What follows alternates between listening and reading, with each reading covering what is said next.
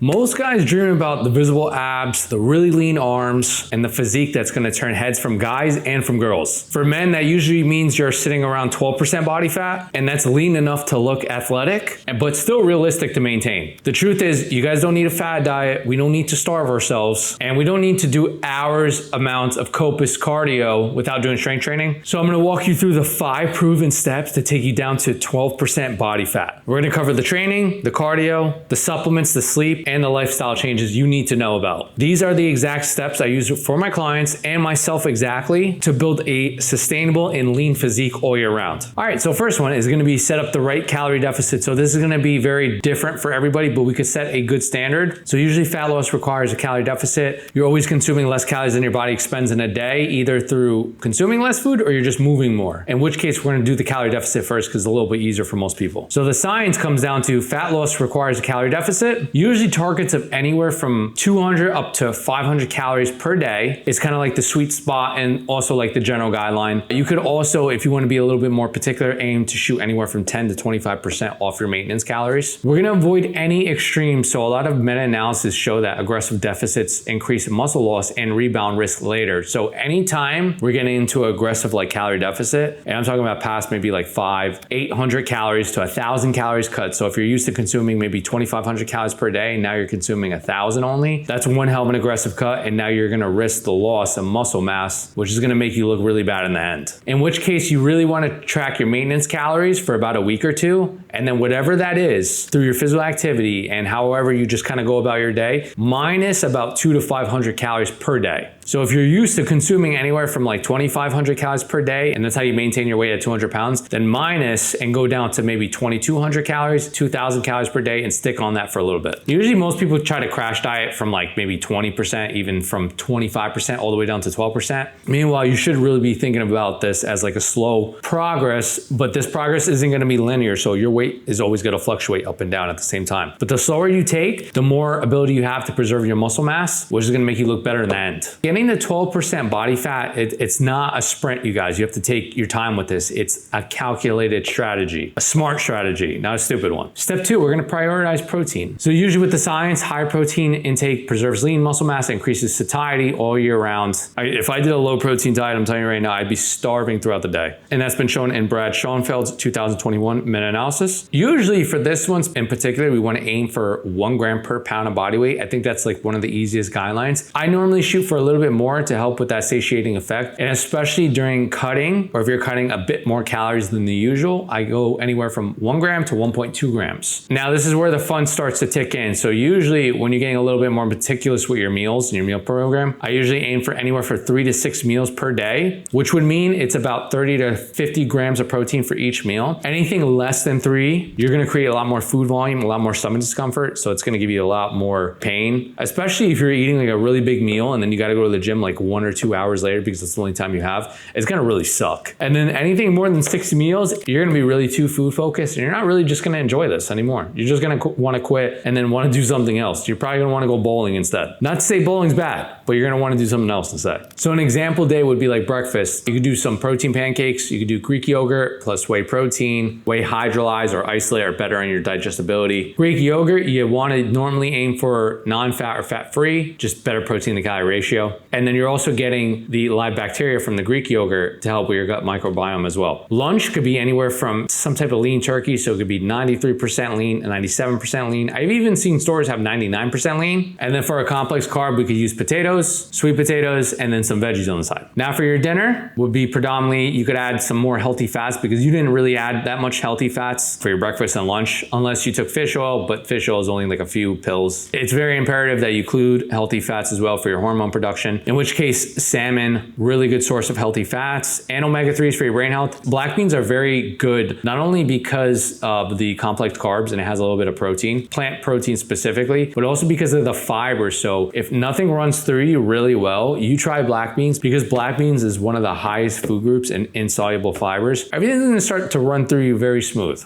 especially as you age. As weird as that is, you care about stuff like that because you're gonna notice a difference in your performance too in the gym. Add some greens on the side. We're talking like broccoli, cauliflower, spinach. You can make a low calorie, high protein kind of like salmon bowl with the salmon, the black beans, or substitute the salmon for some type of steak like sirloin or filet. And then for snack, come back, have a protein shake, maybe add some peanuts on the side, some almonds. I generally don't like to do nut butters, especially if I'm cutting down and I'm getting very lean. I try to choose as much minimally ultra processed food as I can because it's more satiating and you get more micronutrients out of it generally. Protein shake, cottage cheese, or you could do a few eggs for more of the healthy fats because eggs are one of the most nutrient dense foods you can have. And then you're also getting the protein as well. A good pro tip would be to add a protein rich breakfast. That's going to improve your appetite control, especially for the rest of the day. So a lot of you guys that tend to skip breakfast because maybe you're intermittent fasting, it's been shown to improve cognitive abilities, but as far as improving satiety and probably overall adherence, it's probably not the best. Step 3 is going to be strength training plus the cardio. I would always advise my clients not to pick one or the other. Always pick both because you're going to get the best bang for your buck, especially if you're doing this natural. I've been doing this natural for like 12 plus years now. Any advantage you have, any advantage you can get, take it because it's not going to be the same thing as if you were on enhancements, SARMs, peptides. It's not the same thing. You're going to get that boost. For this case scenario, you need this boost. So the goal here is to preserve and build muscle mass, as much lean muscle mass as we can while cutting, but it's also very difficult. So depending on where you start, if you're overweight, if you're new to lifting, if you're new to this dieting process, if you just came off from an injury, if you haven't lifted in a while, those are usually some of the people that can build muscle and lose fat at the same time. And also, if you just don't know what the hell you're doing, then there's a good chance that if you manipulate your diet, there's a good chance you still can build muscle and lose fat. So let's say, for an example, for a split, we want to do an upper lower split, one of my favorite splits. If you're hitting the gym 4 times a week, I think that's like perfect. So for example, like upper body, you would do bench, the row, push-ups, pull-ups, then hit your arms after. So you could do some type of dumbbell curl, some type of tricep extension. I usually like to aim anywhere from 4 sets, 3 sets for each exercise, 10 to 12 reps, because anything past 12 reps, it's hard to keep track and start counting. And then some people tend to give out their cardiovascular system, so their breath starts to give out before their muscles do. I really want to say 8 reps. Then I feel like you're putting a lot more momentum in your lifts. You're not really focusing on form. I think you get a really good stimulus, a really good pump between the 10 to 12 rep range. And it's not too fatiguing on your body where you don't feel like you're adding that much stress. But generally the guidelines are anywhere from 5 to 30 reps, but I like to stick to that 10 to 12 rep range. And then day 2 would be your lower body. So squats, RDLs, lunges are all great, all imperative, calf raises. Day 3, we could do a rest or cardio day. I still keep cardio even when I'm lean bulking, just for the benefits of the heart health. And because I noticed that there is a really good nutrient partitioning effect where it actually improves my strength gains. In which case I do cardio on an incline, 3.6 to 3.8 speed. And I do that about 15 to 20 minutes. And it could be either before or after my workout because I'm generally around zone 2 and zone 2 doesn't take that much fatigue out of you. Think about it like that. You're just pretty much walking a lot all day. It's not too fatiguing on your body. And if that was the case, you wouldn't want to go to the gym afterwards. It's going to pretty much increase your core body temperature, improve all the dopamine and serotonin levels in your brain so you want to work out, and reduce possible injury risk. I always tend to do zone 2, 15 to 20 minutes before the workout. And then if I need to add more extra cardio when I'm cutting, I'll do it afterwards. So it doesn't really interfere with my strength training program. And then day 4, day 5, we pretty much repeat same thing, but use different exercises. So if you did, let's say for example, you did the flat bench, then maybe when you come to day 4, you're going to do the incline bench. Same idea kind of applies to the lower. When you're hitting day 5, let's say you did a hack squat. Now maybe day 5 for a squat pattern motion. Volume anywhere from 10 to 20 sets per muscle per week is kind of like the guideline. And then either add weight or reps.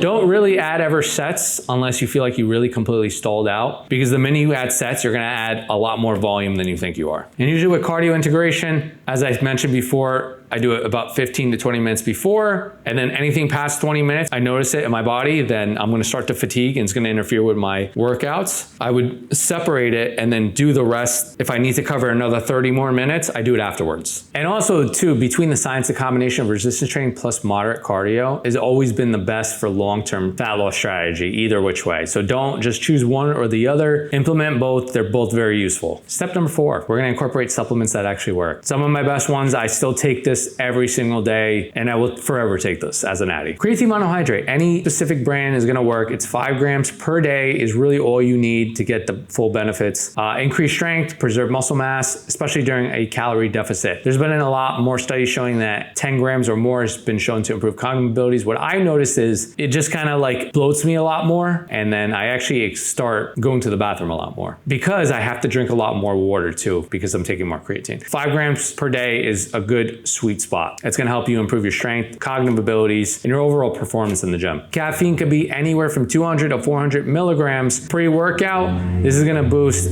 possible fat oxidation and training performance and help with your mood and your focus in the gym. So generally any type of really pre-workout. So you see like the Ghost cans in your local gym fridges, those taste really good. But I'm always a huge proponent of C4 cans, I'm not gonna lie. Especially later on in the evening, if you're getting closer, make sure you tailor down the caffeine about 6 to 8 hours before you go to bed. Protein powder. So this is gonna help hit your daily protein intake goal. I usually use this in the morning, throw this in your protein pancakes. We're generally gonna go with either whey icer or whey hydrolyzed because on a digestibility score, it's gonna be ranked the highest. I know it's a little bit pricier, especially in GNCs. Always try to price match that GNC. That's what I normally do. Either which way, think about it like this. Like if you have an expensive car, you're not gonna put regular gas in it. You're gonna go for super or diesel, you know, because if you do put regular, you're gonna end up ruining the car and the transmission. In which case, think about it like that for your body. If you wanna put higher quality sources, you're gonna have to go with whey isolate or whey hydrolyzed. Omega-3s. Omega-3s are very imperative. The EPA is going to help decrease inflammation in your body. The DHA is primarily for your brain function. And this has been shown in multiple studies to help reduce inflammation in your body and support fat metabolism, support muscle recovery and muscle building, which has been shown in a lot more studies coming out. 2 to 3 is a good sweet spot. I usually like to take 4 to 6, kind of up it up a little bit. And the specific ones I'll take is from Nordic Naturals. I think that's one of the best brands, honestly, out there. But anything third-party tested is pretty good in itself. Vitamin D3. This is another one that's very much in my day every single day. Most people are deficient in vitamin D3, and this is primarily going to support your mood, your recovery, your testosterone, because not enough of us get enough sunlight from the sun itself because we live in northern altitudes. Your skin also, the darker it is, acts like as a sunscreen against the sun, and the darker your skin is, the longer you're going to have to stay outside. But because most of us really don't as it is, and we tend to stay indoors, you're going to need vitamin D3. I tend to stick with vitamin D3,